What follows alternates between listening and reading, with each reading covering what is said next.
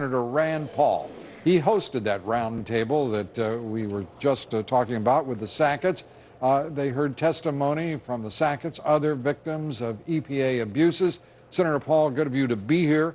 The Sacketts were very clear. They thought that that was a very productive session. From your lights, what do you think the effect is? Well, you know, from meeting the Sacketts, what I hope and what I think they hope is that no other family will have to go through this type of abuse.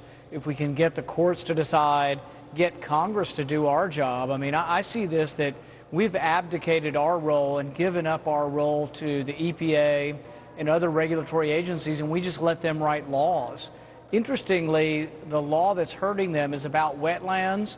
Congress didn't write any law about wetlands. The wetlands is something that was defined into existence by regulatory agencies. It's because Congress is not doing its job. We gave all this up to the regulatory agencies, and as a consequence, people get caught in the middle like the Sacketts.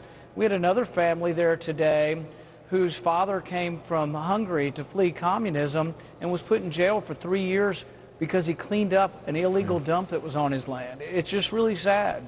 John Pazgai, I believe that's the way you say his name, jail for cleaning up an illegal dump on the Pennsylvania property that he bought. Jailed. Judy and John Dollarhite in Missouri, slapped with over $90,000 in fines for breeding rabbits and selling more than $500 worth of rabbits in a single year. It's even worse than that. I'm sorry? It's even worse than that. The Dollarites were fined $3 million, right, but the government said, oh, we're reasonable. If you pay us within 30 days, it'll only be $90,000.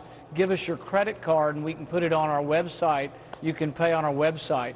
What an insult. And I mean, Henry Juskowitz, the CEO of Gibson Guitars, armed agents storming Gibson Guitars.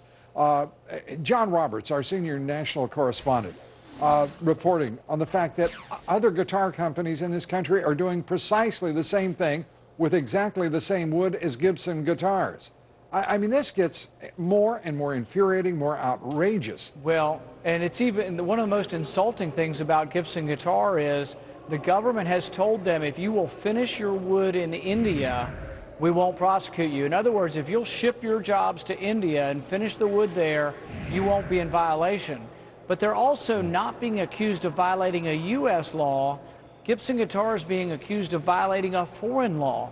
How did we get to a point in our country where we would put someone in jail or fine them civilly for not breaking one of our laws, but breaking one of India's laws? That's insane. Senator Paul is going to introduce legislation to make certain that that law is removed from the books. I didn't even know about the law until you told me about it. I'm still astonished. I did not know about the Sacketts, and I want to say thank you again in our discussions bringing up the Sacketts.